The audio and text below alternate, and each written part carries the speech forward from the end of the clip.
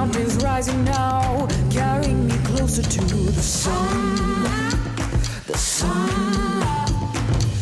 I hear my people calling, my people marching to the sun. Sun.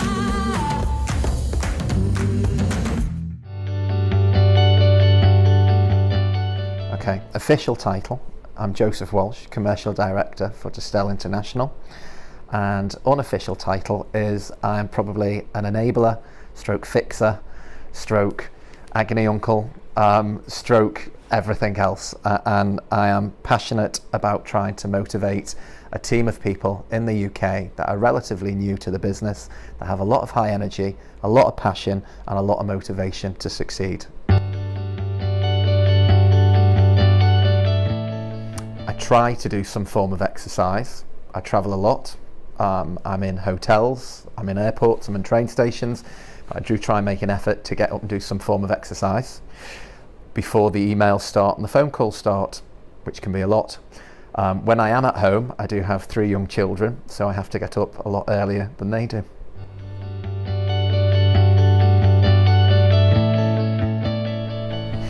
I think success can be defined by happiness and whether you enjoy coming into work every day. I think the factors that can enable that are being an enabler. I think if my team succeed, then I succeed. And I think a good leader is someone that enjoys seeing other people develop and flourish. It's probably not one individual or any one person. I think success is a state of mind. So I think fortunate enough to work with a number of people over the years through various different roles and experiences, and you can see people who are happy in their life, and I think success is happiness. You can see a guy in the bottling plant who's bottled Scottish leader for us for 25 years. He's happy in his role, he's successful. I can see a CEO from a competitive, one of our competitors, he's happy with life, he's successful. So there's not really one individual. I know everyone jokes about Richard Branson and Nelson Mandela, but I think they're the stereotypical answers.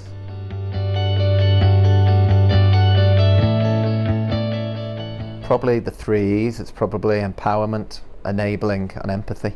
I think I see myself as a bit of a fixer, and I know when I speak to the various different channel heads or different departments, I like to try and let them fix things for themselves, but there comes a time when they have to come to me, and then it involves moving it along the chain to see if we can get a resolution. So, and then I think having empathy, trying to understand who the people are, what makes them tick, what motivates them every day. And empowerment, I think you've got to let people have the freedom to succeed and feel worth. And I know I've probably taken that through various different roles in my career, that in previous different organisations, I've been fortunate enough to work for a lot of good bosses, and they've always give us the freedom to succeed, and that's something I'm passionate about.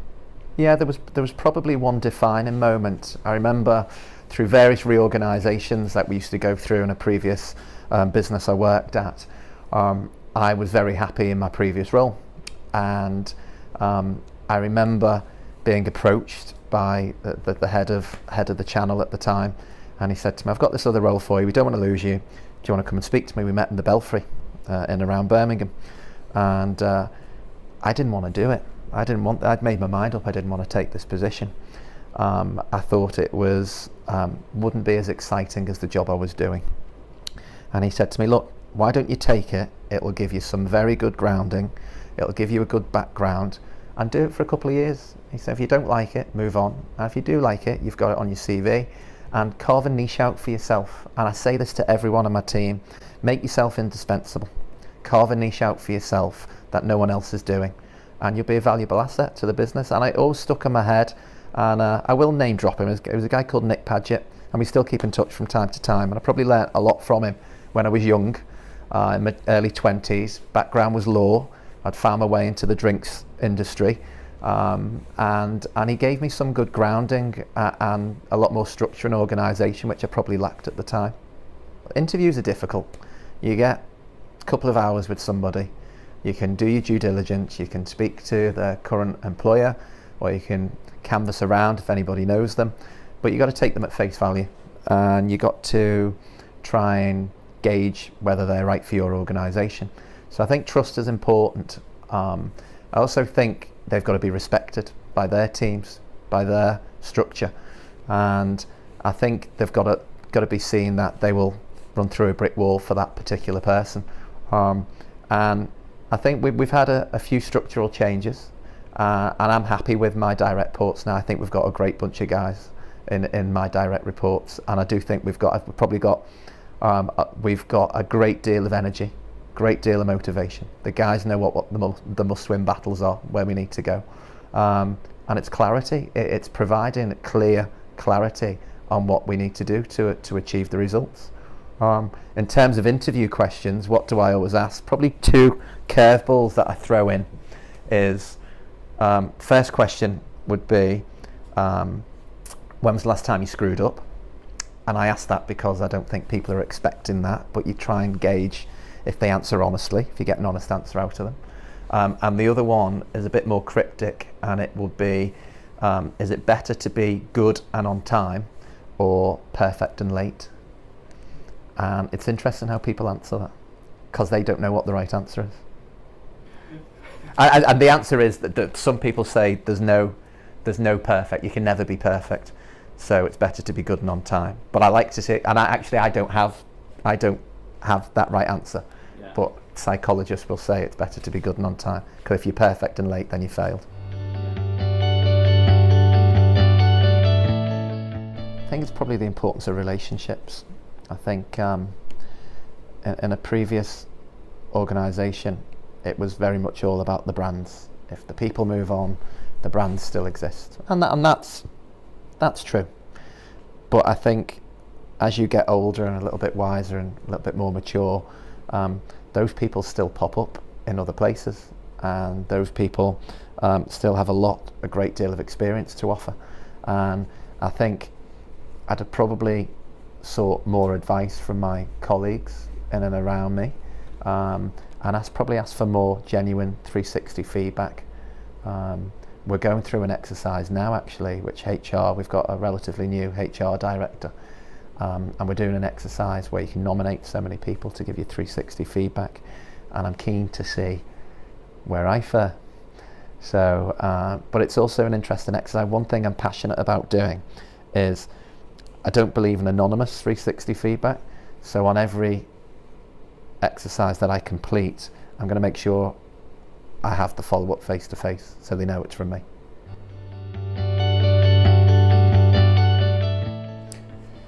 I joined in February 2016 when I joined Distell, and we had pockets of the organisation that focused on wine, which were down in Richmond in London, and we had a small structure in Scotland which focused on our spirits. So it was the old Burn Stewart, and they were never really integrated. And historically, we'd always traded up in Scotland with a structure, and that's where HR, finance, supply chain, that's where the bigger part of the organisation was.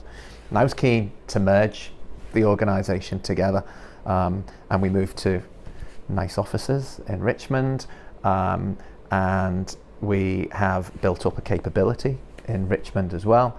But ultimately, we built a UK infrastructure, which we didn't have. We've now got a sales team of about 25 people. We've now got a UK route to market structure, which we didn't have, because we could only ever really supply the big customers. We could only really supply the Waitrose, Tesco, Matthew Clark's. And one of the things I was keen to do was try and bring it down a layer and speed up service, because we were delivering direct from South Africa on a lot of the key spirits, on key wines. What we can do now is we can order on day 1, deliver on day 3. And that's a big step change for us that we weren't able to do. So we built a UK hub, we built up the sales capability, and we built up the knowledge and the people as well. Because we've got brands with great stories, but it's about communicating that to the customers. So we had to build up our own knowledge, which we've done. The other thing I didn't mention is we moved a lot of things away from agencies. So we had Seller Trends for Amarula, we had SHS for Savannah, and we had Brand Phoenix with our wine to the retailers. so it's opening up new route to market. So we've grown exponentially our customer base because we can service so many different levels of customers on the different portfolio that we never were able to do before. So, you know, they were difficult conversations with the agents because we've been with them many years and we had good relationships with them, and it wasn't through anything they weren't doing right, but we've grown the brands. But I think once you bring it in-house, you're not just an agency with a number of brands from all over, different brand houses. You've got your focus that you didn't have. And nobody knew who we were, you know, and even now we're still growing. No one had ever heard of really Distell because we'd hidden behind the agencies. Yeah. Whereas now our name's out there, we sponsor a number of events, we're at various different trade forums and shows and different hospitality occasions. And you know, we've done some work around raising awareness on who Distell is and what we're about. And you know, people know who we are now, which I'm proud of. Do you know what? It's incredibly exciting. There's no 2 days the same. And I know it's a camera, but even off camera, it is incredibly exciting to do. And every day is different. It's frustrating. We have our challenges. You know, we spoke about various different frustrations, but ultimately, I buy into it because I believe we can make a difference. You know, I think one of your earlier questions was, what does success look like? And it's probably doing something that no one else has done before. That's what excites me. But we're an interesting business because we've got this huge scale business in South Africa, and we move like a big scale business in South Africa. And one of the things that I wanted us to do was be agile and be flexible and listen to what the customers and consumers are telling us that they want. And that is a changing culture, because we've got to be humble and accept that what we are in South Africa, we're not in the UK yet. So we're still getting our name out there, but people need to buy into what we're talking about. And I'm talking about people in Distell, to say we can switch it on fast and we can deliver on time and full and think out the box. And you know, just because we're doing it, think if we've always done it one way, let's think differently. Let's think a different way. So that's a tough one, because it seems to be, we've been, not just Distell UK, but Distell globally, been through a period of change for a couple of years, continual change for a couple of years. And I think this year, more than any other year, we seem to have a lot more settled. Everyone in the UK knows we've got 3 must-win battles. It's premiumisation with wine spirits. It's winning in whiskey, so it's growing our global whiskey malt brands, and it's growing global brands as well, Amarula, Savannah, Baines. And whereas before we've got a big diverse portfolio, and I think when we first started, everyone was running around trying to see what's going to land. Is it going to be this? Is it going to be Clipdrift? Is it going to be Two Oceans wine? And now we said, look, strip all that back. Let's just get absolute focus on what we're trying to do. Let's have a core 10 or 11 brands, which I still think's a lot, and let's really drive hard behind them. And you know, when you try and create a new culture in the organisation and try to become a high performance organisation, there are going to be some casualties and some very difficult conversations, and that it's the worst part of the job, because people are human, and it's families and it's people's, you know, reputations, and people need to survive on an income. And I think as long as you do it in an empathetic way and you do it in the right way, you want to go out, and if you leave an organisation, I remember someone said to me, you know, don't burn your bridges, because it's a small industry and people talk. And I think you should always go in the right way. But conversely, the company should do it in the right way too. I think that's important.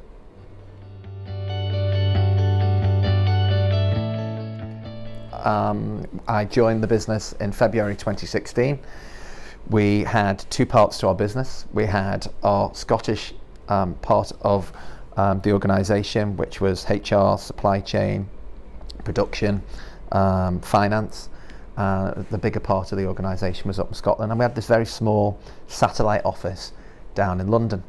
And they very much focused on wine, and the Scottish part of the business focused very much on spirits, and that was more established because that was the old Burn Stewart. When I joined, I was keen that we should all merge portfolio, and we needed to focus on which brands we thought were going to be successful in the UK, because a lot of this was very new at the time. And I sat down with my supply chain director, and we took a bit of a punt, a bit of a gamble on what we thought which brands would be successful. And we shipped over a couple of containers from South Africa, and some absolutely flew out and some of it not so. And 2 years later, we now know what are our focus brands. We did a lot of consumer insights, spoke to a lot of customers, but what we did do is we built a UK structure. We built a UK hub. We probably had a sales team of about 4 people at the time, couple on wine, couple on spirits, and we joined it all together and we ramped up the capability. So we've probably got about 25 salespeople now across all channels. We now play directly with multiple retail, impulse, wholesale, convenience, specialty retail, on trade, Scotland, England, Ireland, Wales, Northern Ireland, and it's across on trade and off trade, across the spectrum. We ramped up the capability in the marketing function. We moved offices to Richmond from Twickenham, and we built up a UK hub. And the UK hub meant that we could service customers, smaller customers, order on day 1, deliver day 3. And previously we'd only be able to supply Tesco, Sainsbury's, the big retailers who could wait 8 to 10 weeks direct FOB from South Africa. So that was a shift change that we could do. We had this hub. Has it gone without teething problems? I would love to say it was flawless. But along the journey, you react to different things and you try and go along the way. And look, we had lots of contingency planning meetings with various different function heads, mainly supply and IT and customer services. And one of the biggest changes that we brought into the organisation was SAP. And I'd love to say that was a flawless integration. Wasn't the case. But I don't know one organisation that has had a flawless SAP implementation. So, but we've learnt from it, and we've moved on. We're now at a place now where we can get orders out on time where we couldn't last July. So we are heading in the right direction.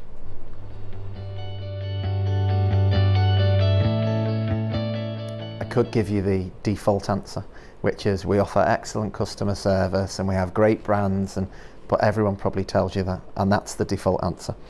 I think that the truth for me is we are this hybrid organisation that has this weird and wonderful portfolio. We are the world's second biggest cider producer. We are South Africa's biggest wine exporter, and we have some wonderful malt whiskies. There's not many organisations that I know that have a similar portfolio split. Probably Pernod with some wine and spirits. But that's difficult in itself to manage because you become an asset-rich company with lots of assets, wineries and vineyards and distilleries. But what we are different. I see us as being different because we're actually authentic. Our brands tell real, genuine, authentic stories. And I'll give you one example. We have Amarula, and so it's the number 2 cream liqueur in the world, okay, compared to Bailey's. And Bailey's Diageo does a fantastic job with Bailey's. But the story behind Amarula is a fantastic story. It's the marula fruit, so it's organic marula fruit that only grows in certain parts of Africa.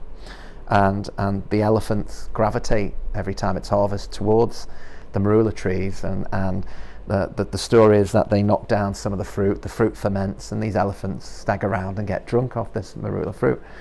But we do a lot of work with elephant conservation, and we don't talk about it enough. And every customer I speak to, I was with Martin, the MD of Bestway, last week. He says to me, "Why don't you talk about the elephant story with Amarula?" He said, "You know, if you did," he said, "I just think the product's great, it tastes fantastic, but you could really go places." I said, "Well, we do, but we don't want to be so overtly in your face with it, because you don't want to be constantly talking about, look at all the good stuff we do with our elephant hospital and how we support it and the elephant conservation work we do." but we do. And I think that's authentic. That's not a made-up story. That's not a marketeer's dream behind the elephant on the label. That's genuine.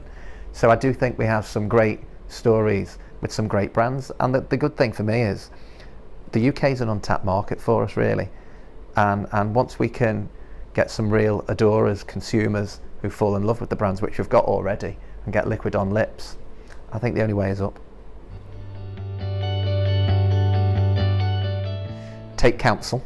Take counsel from people you respect and trust. Ask for honest feedback. I think sometimes people can sugarcoat it, and I don't want to have it sugarcoated. I want to know honestly what the real truth is, not the perception. And I think it's important that you do that you don't make hasty decisions. I think that a good leader probably surrounds himself by good people in good different departments, and I think you've got to trust them to make those right decisions without micromanaging anybody.